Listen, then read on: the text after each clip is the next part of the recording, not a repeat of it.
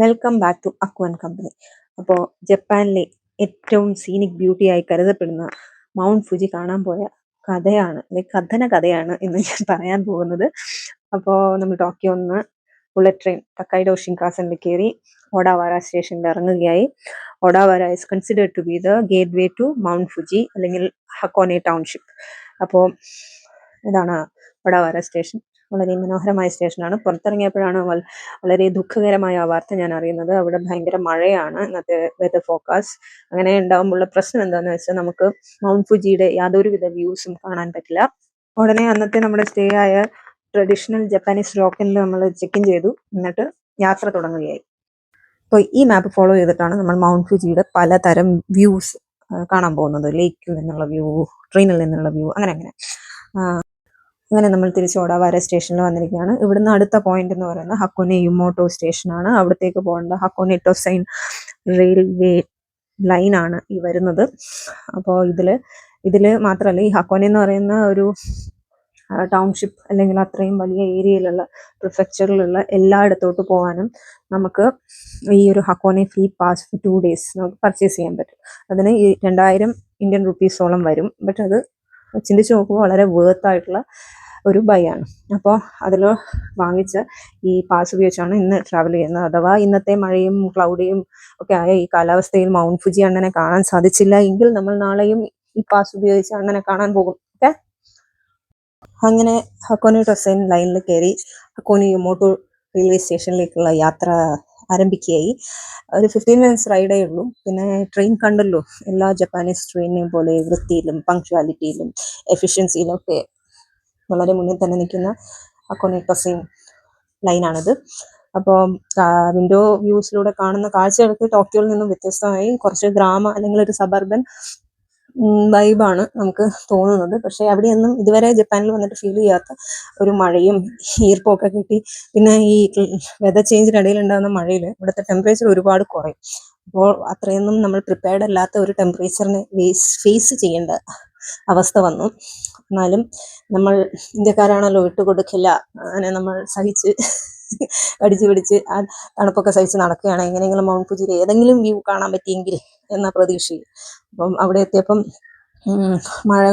മഴ തകർത്ത് ഉണ്ടാകുമെന്ന വെതർ ഫോർകാസ്റ്റ് റെയിൽവേ സ്റ്റേഷനിൽ നിന്നും കേൾക്കാൻ സാധിച്ചു. അപ്പോൾ സ്റ്റേഷനിൽ ഇറങ്ങിയപ്പോൾ പല റെയിൽവേ ഉദ്യോഗസ്ഥരും മഴവെള്ളത്തിൽ ചവിട്ടാതിരിക്കാനും സ്ലിപ്പാവാതിരിക്കാനും ഓരോ മനുഷ്യരോടും വളരെ സ്ലോ ആയി നടക്കാനൊക്കെ പറഞ്ഞ് സ്നേഹത്തോടെ തലയൊക്കെ പൊന്നിച്ച് നിൽപ്പുണ്ടായിരുന്നു. അപ്പോൾ നമ്മളിപ്പോൾ ഒഡാവാര സ്റ്റേഷനിൽ നിന്ന് ഹക്കോനെ യുമോട്ടോ സ്റ്റേഷനിൽ ഹക്കോനെ ടൊസൈൻ ലൈൻ വഴിയാണ് എത്തിയിരിക്കുന്നത്. നമ്മൾ ഇവിടെ എത്തിയിരിക്കുകയാണ്. ഇനി അവിടെ നിന്നും നമ്മൾ ഗോര എന്ന ഒരു മൗണ്ടെയിൻ റെയിൽവേ സ്റ്റേഷനിലോട്ട് പോകാൻ ഹക്കോനെ ടൊസൈൻ ട്രെയിനിലാണ് കയറി. വളരെയധികം പ്രത്യേകതകളുള്ള ഒരു ട്രെയിൻ സർവീസാണ് ഹക്കോനെ ടൊസൈൻ ട്രെയിൻ. ജപ്പാനിലെ തന്നെ ആദ്യത്തെ മൗണ്ടെയിൻ ട്രെയിൻ സർവീസാണ് ഹക്കോനെ ടൊസൈൻ ട്രെയിൻ. അതായത് 1919 നിലവിൽ വന്ന ഒരു ട്രെയിൻ സർവീസാണിത്. പലതരം ടെക്നോളജി പരമായ അഡ്വാൻസ്മെന്റ് ഈ ഫീൽഡിൽ വന്നു. അതായത് mountain train services, tunnel method, അങ്ങനെയൊക്കെ പലതും. പക്ഷേ ഇവിടെ യൂസ് ചെയ്യുന്ന multiple six axe switch back method ഉപയോഗിച്ച് തന്നെയാണ് അന്നും ഇന്നും ഇത് ഓപ്പറേറ്റ് ചെയ്യുന്നത്. കാരണം ഇതിൽ യാത്ര ചെയ്യുമ്പോൾ കാണാൻ പറ്റുന്ന ഈ സീനിക് വ്യൂസ് മിസ്സാവാതിരിക്കും. Multiple six axe switch back technique use ചെയ്തിട്ടാണ് ഈ മൗണ്ടെയിൻ ട്രെയിൻ ഓപ്പറേറ്റ് ചെയ്യുന്നത്. ഈ ഹക്കുനെ യൊമോട്ടോ സ്റ്റേഷനിൽ നിന്ന് ഗോര സ്റ്റേഷൻ വരെ മൗണ്ടെയിൻ സ്റ്റേഷനിലേക്കുള്ള ഈ യാത്രക്കിടയിൽ 3 സ്വിച്ച് ബാക്സ് ഉണ്ട്. അതായത് ഒരേ ഡയറക്ഷനിൽ ട്രെയിൻ അങ്ങോട്ടും ഇങ്ങോട്ടും സിക്സ് ആക്കായിട്ട് മൂവ് ചെയ്തുകൊണ്ടാണ് ഉയരത്തെ ഈ ഓൾട്ടിറ്റ്യൂഡിനെ കവർ ചെയ്യുന്നത്. ഓൾമോസ്റ്റ് 1.25 കിലോമീറ്ററിന് അടുപ്പിച്ച് വരുന്ന ഉയരം ഇങ്ങനെയാണ് ഈ മൗണ്ടെയിൻ ട്രെയിൻ കവർ ചെയ്യുന്നത്. അപ്പോൾ കാഴ്ചകളിൽ പല സീസണിൽ പലതരം ഭംഗിയുള്ള കാഴ്ചകളാണ് ഈ യാത്രയിൽ കാണാൻ പറ്റുക എന്നാണ് പറയുന്നത്. പക്ഷെ ഇന്നത്തെ മഴയും ഈർപ്പവും ഒക്കെ കാരണം അധികം കാഴ്ചകൾ എനിക്ക് ഒപ്പിയെടുക്കാൻ സാധിക്കുന്നില്ല സുഹൃത്തുക്കളെ. എന്നാലും ആ കാട്ടിലെ പച്ചപ്പും ഹരിതാഭയും ഒക്കെ ഒരു പ്രത്യേകതയുണ്ട്. നമ്മുടെ നാട്ടിലുള്ള ടൈപ്പ് ഫോറസ്റ്റ് അല്ല എന്നിരിക്കുന്നത് കൊണ്ട് തന്നെ പ്രത്യേകതകളുണ്ട് നമുക്ക് നോക്കി കാണുമ്പോൾ. അപ്പോൾ നമ്മൾ ഗോര സ്റ്റേഷനിലെത്തി. ഗോര സ്റ്റേഷനിൽ നിന്നാണ് ഇനി അടുത്ത പടി യാത്ര. അപ്പോൾ മൗണ്ടെയിൻ സ്റ്റേഷനായ ഗോരയിൽ എത്തിയിരിക്കുകയാണ്. ഗോരയിൽ നിന്ന് സൗസാൻ എന്ന സ്റ്റേഷനിലേക്കാണ് അടുത്ത യാത്ര. പക്ഷേ അടുത്ത യാത്രയിൽ അടുത്ത ട്രെയിൻ നമുക്ക് ബോർഡ് ചെയ്യണം. അപ്പോൾ ആ ട്രെയിൻ എന്ന് പറയുന്നത് ട്രെയിനല്ല സുഹൃത്തുക്കളെ, അത് കേബിൾ കാറാണ്. കാണാനും അതിൻ്റെ ഓപ്പറേഷൻസ് ഒക്കെ വെച്ച് നോക്കുമ്പോൾ നമ്മുടെ പളനിയിലൊക്കെ കാണുന്ന ഇതുണ്ടല്ലോ, ഒരേ ലൈനിൽ വളരെ സ്റ്റീപ്പായിട്ടുള്ള യാത്രയ്ക്ക് ഉപയോഗിക്കുന്ന കേബിൾ കാർഡ്സ്, അതാണ് ഇവിടെ ഉള്ള ഈ ഹക്കോനെ കേബിൾ കാർ സർവീസ്. പക്ഷേ ജപ്പാൻ ആയതിനാൽ അതിന് പലതരം വ്യത്യാസമുണ്ട്, വൃത്തിയിലും എഫിഷ്യൻസിയിലും പങ്ക്ച്വാലിറ്റിയിലും അങ്ങനെ സർവീസിലും ഒക്കെയുള്ള വ്യത്യാസങ്ങൾ. എന്നിരുന്നാലും ഓപ്പറേഷൻ വൈസ് ഇത് നമ്മുടെ പളനിയിലെ കേബിൾ കാറുമായിട്ട് വളരെയധികം സിമിലാരിറ്റി ഉണ്ട്. അപ്പോൾ നേരത്തെ പറയാൻ വിട്ടുപോയ ഒരു കാര്യം, നമ്മുടെ ഹക്കോനെ യൊമോട്ടോ ടു ഗോര സ്റ്റേഷനിലുള്ള മൗണ്ടെയിൻ ട്രെയിൻ നമ്മുടെ ഇന്ത്യയിൽ ഡാർജിലിംഗിലൊക്കെ ഉണ്ട്. അതായത് മൾട്ടിപ്പിൾ സിക്സാക് സ്വിച്ച് ബാക്സിൽ ഓപ്പറേറ്റ് ചെയ്യുന്ന മൗണ്ടെയിൻ ട്രെയിൻ നമ്മുടെ ഇന്ത്യയിൽ ഡാർജിലിംഗിലുണ്ട്. ഇന്ത്യയിൽ മാത്രമല്ല, പലതരം മൗണ്ടെയിൻ ട്രാൻസ്പോർട്ടേഷന് ലോകത്ത് പലയിടങ്ങളിലും ഇത്തരം mountain trains zigzag switch backs use ചെയ്തിട്ട് യാത്ര സാധ്യമാക്കുന്നുണ്ട്. അപ്പോൾ ഈ കോര സ്റ്റേഷനിൽ നിന്ന് സൗസാൻ സ്റ്റേഷനിലോട്ടുള്ള ഈ കേബിൾ കാറിലെ ഇന്റീരിയേഴ്സൊക്കെ സാധാരണ ജപ്പാൻ ലൈൻസിലൊക്കെ ഉള്ള പോലെ തന്നെ സമാനമായ സീറ്റിംഗ് ഒക്കെയാണ്. പക്ഷെ അതിൽ ഹൈറ്റ് ഗ്രേഡിയൻ്റ് അവർ കാര്യമായി മെയിൻറ്റെയിൻ ചെയ്തിട്ടുണ്ട്. ഓരോ സീറ്റ്സും ഓരോ ഹൈറ്റ് ലെവലിലാണ്. പിന്നെ വളരെ സ്റ്റീപ്പായിട്ടുള്ള യാത്രയുമാണ്. ഇവിടെയും വളരെ സീനിക് ആയിട്ടുള്ള വ്യൂസ് ആണ് യാത്രയിലുടനീളം എന്നാണ് നമ്മൾ കേട്ടറിഞ്ഞത്. പക്ഷേ മഴ കാരണം എല്ലാത്തിലും ഒരു മൂടൽ മഞ്ഞ് ബാധിച്ചിട്ടുണ്ട്. പിന്നെ ഈർപ്പം കിട്ടിയ ജനാലയിലൂടെ അധികമൊന്നും കാണാൻ സാധിക്കുന്നില്ല. അതിൻ്റെ കൂടെ നല്ല തണുപ്പും ഉണ്ടായിരുന്നു, അത് വേറൊന്ന്. ഇങ്ങനെ ഓരോ സ്റ്റേഷനുകളിൽ, ഈ ഗോര സ്റ്റേഷനിൽ നിന്ന് സൗസാൻ എത്തുന്നതിൻ്റെ ഇടയിൽ തന്നെ 3 സ്റ്റേഷൻസ് ഉണ്ട്. അതിലെല്ലാം ഈ ഹക്കോനെ പാസ് എടുത്ത വ്യക്തികളാണെങ്കിൽ അവിടേക്ക് ഇറങ്ങി അവിടെയുള്ള മ്യൂസിയംസും പലതും നമുക്ക് കാണാൻ സാധിക്കുന്നതാണ്. പക്ഷേ എന്ത് ചെയ്യാം, ഈ മഴയിൽ ഈ തണുപ്പിൽ ഇറങ്ങാൻ നമുക്ക് തോന്നുന്നുണ്ടായില്ല. ഇവിടുത്തെ ജപ്പാൻ ട്രെയിനുകളിലൊക്കെ തണുപ്പ് കാലത്ത് വാം ടെമ്പറേച്ചർ അവർ ഇങ്ങനത്തെ ട്രെയിൻസിലും കേബിൾ കാറിലൊക്കെ മെയിൻറ്റെയിൻ ചെയ്യും. അപ്പോൾ ഇരിക്കാനും യാത്ര ചെയ്യാനും ഭയങ്കര സുഖമാണ്. അതേപോലെ സമ്മറിൽ അവർ തണുപ്പ് മെയിൻറ്റെയിൻ ചെയ്യും. അപ്പോൾ തണുപ്പത്ത് അങ്ങോട്ട് ട്രെയിനിൽ നിന്ന് ഇറങ്ങാൻ തോന്നുന്നില്ല, എന്ത് ചെയ്യാനാ. അങ്ങനെ സുഖമുള്ള യാത്രയ്ക്കൊടുവിൽ നമ്മൾ സൗസാനിലോട്ട് എത്താറായിക്കൊണ്ടിരിക്കുകയാണ്.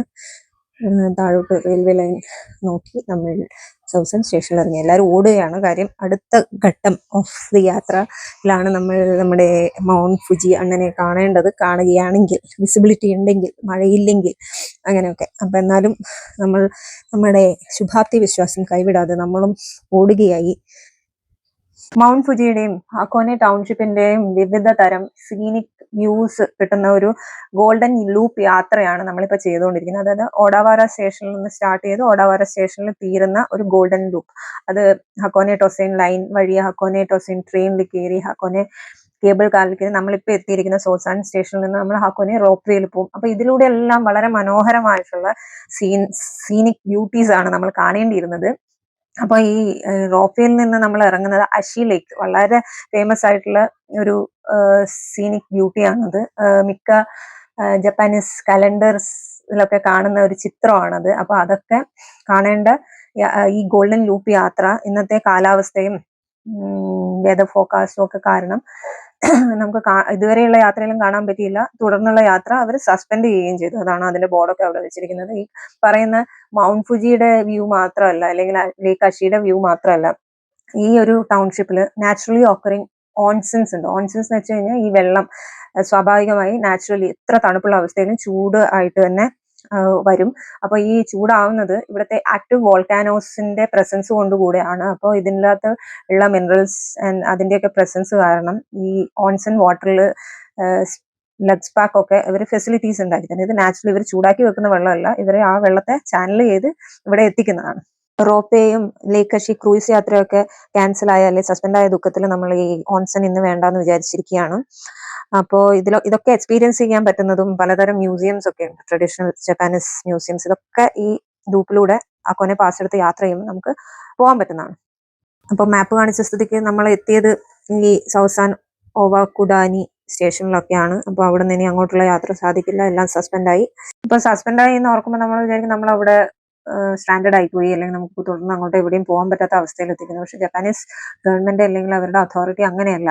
സ്വാഭാവികമായി യാത്ര ചെയ്യാൻ ബുദ്ധിമുട്ടുണ്ടാകുന്ന ഒരവസ്ഥയും അവർ 1% പോലും റിസ്ക് എടുക്കില്ല, മനുഷ്യജീവനോ അല്ലെങ്കിൽ മനുഷ്യന്റെ സേഫ്റ്റിയോ വെച്ച്. അപ്പോൾ അവര് ഇങ്ങനത്തെ മൗണ്ടെയിനിലോട്ടുള്ള എല്ലാ തരം ജേണിയും അപ്പൊ തന്നെ ബാൻ ചെയ്യും. നമ്മുടെ നാട്ടിലൊക്കെ ഈ ഓറഞ്ച് അലേർട്ട് അല്ലെങ്കിൽ യെല്ലോ അലേർട്ട് വരെ ഉണ്ടാകുന്ന അവസ്ഥ കണ്ടാൽ തന്നെ ഇവർ ഇത്തരം മൗണ്ടെയിൻ ജേണീസ് ഒക്കെ ഇവർ സസ്പെൻഡ് ചെയ്യും. എന്നിട്ട് അവർ വളരെ സേഫ് ആയിട്ടുള്ള കുറച്ചും കൂടെ ലോങ്ങർ ഡിസ്റ്റൻസ് കവർ ചെയ്യേണ്ടി വരുന്ന ബസ്സിൽ നമ്മൾ എവിടെ നിന്ന് വന്നോ അവിടത്തേക്ക് അവർ തിരിച്ചെത്തിക്കുകയും ചെയ്യും. അത്രയും അവർ കൺസേൺഡ് ആണ് ഓരോ ജീവനും അല്ലെങ്കിൽ മനുഷ്യജീവനോ അവരുടെ നാട്ടിൽ യാത്ര ചെയ്യുകയാണെങ്കിൽ അവർ അതിന് റെസ്പോൺസിബിൾ ആണെന്നാണ് അവരെ സ്വയം പഠിപ്പിച്ചു വെച്ചിരിക്കുന്നത്. അതുകൊണ്ട് നമുക്ക് ഫീൽ ചെയ്യുന്ന ആ ഒരു സേഫ്റ്റി വേറൊരു ലെവലും കൂടെയാണ്. ഏത് തിരക്കുള്ളതും ഏത് എമർജൻസി ഉള്ള അവസ്ഥയിലും ജപ്പാൻകാര് ക്യൂ വിട്ടൊരു കളിയില്ല. അപ്പൊ അവള് വളരെ ക്ഷമയോടുകൂടി കാത്തിരിക്കുകയാണ്. നമ്മളെ ടൂണെത്തി നമ്മൾ താമസിക്കുന്ന സ്ഥലത്ത് എത്തിക്കുകയാണ്. അപ്പൊ നമ്മൾ ഈ സസ്പെൻഡ് ബാൻ ചെയ്തു യാത്ര എന്നൊക്കെ കേൾക്കുമ്പോൾ നമ്മളെ നാട്ടിലെ ലെവൽ വെച്ചിട്ട് എന്തോ ഭയാനകമായതാണെന്ന് വിചാരിക്കും. പക്ഷെ നമ്മുടെ ഇന്ത്യയിലെ അവസ്ഥയൊക്കെ കണ്ട് നമുക്ക് ഇതിനൊക്കെയാണോ ഇവർ സസ്പെൻഡ് ചെയ്യുന്നതെന്ന് പോലും തോന്നിപ്പോയി. പക്ഷെ ഫീൽ ചെയ്യുന്ന ആ ഒരു സേഫ്റ്റി ഉണ്ടല്ലോ, അത് വേറെ തന്നെയാണ് കേട്ടോ. നമ്മുടെ താമസ സ്ഥലത്തിനടുത്ത് എത്തിയിരിക്കുകയാണ്. ഇപ്പോ ഇത് നിങ്ങൾക്ക് കാണുമ്പോൾ മഞ്ഞൊന്നും ഇല്ലാന്നേ ഉള്ളൂ. പക്ഷെ മഴ പെയ്തത് കൊണ്ട് തന്നെ നല്ല തോതിൽ ടെമ്പറേച്ചർ ഡ്രോപ്പ് ആയിട്ടുണ്ട്. നല്ല തണുപ്പാണ്. അപ്പോ ഈ അവസരത്തിൽ എനിക്ക് നിങ്ങളോട് പറയാനുള്ളത്, ഈ മൗണ്ട് ഫുജി നമ്മുടെ ജപ്പാൻ ഐറ്റിനറിയിൽ എപ്പോൾ ഇൻക്ലൂഡ് ചെയ്ത് കഴിഞ്ഞാലും പോകുന്നതിന് മുന്നേ അല്ലെങ്കിൽ പോയി കഴിഞ്ഞാൽ തന്നെ ഈ വെതർ നമുക്ക് ഫേവറബിൾ ആയില്ലെങ്കിൽ മൗണ്ട് ഫുജി അങ്ങനെ കാണാതെ തിരിച്ചു വരേണ്ടി വരും. അപ്പോൾ ഒരു എക്സ്ട്രാ ഡേ അല്ലെങ്കിൽ നോക്കി അന്നത്തെ വിസിബിലിറ്റി ഒക്കെ നോക്കിയിട്ട് വേണം മൗണ്ട് ഫുജി അങ്ങനെ കാണാൻ പോകാൻ. ഇപ്പൊ പിറ്റേ ദിവസം നല്ല വിസിബിലിറ്റി ഉണ്ട് എന്നുള്ള ഫോർകാസ്റ്റിൽ വിശ്വസിച്ച് നമ്മൾ ഇന്ന് ഉറങ്ങി നാളെ എണീറ്റ് കാണാൻ പോകും. ഓക്കെ, അങ്ങനെ പിറ്റേ ദിവസം തുള്ളിച്ചാടി പോയി മൗണ്ട് ഫുജി അണ്ണനെയും ലേക്ക് കശിയിലും ഒക്കെ കണ്ട് കണ്ണ് തള്ളി സന്തോഷത്തിൽ ആറാടിയ ആ കഥയും കൂടെ കേൾക്കണമെങ്കിൽ ഒന്ന് ചുമ്മാ സബ്സ്ക്രൈബ് ചെയ്തേക്കും കേട്ടോ. ബൈ.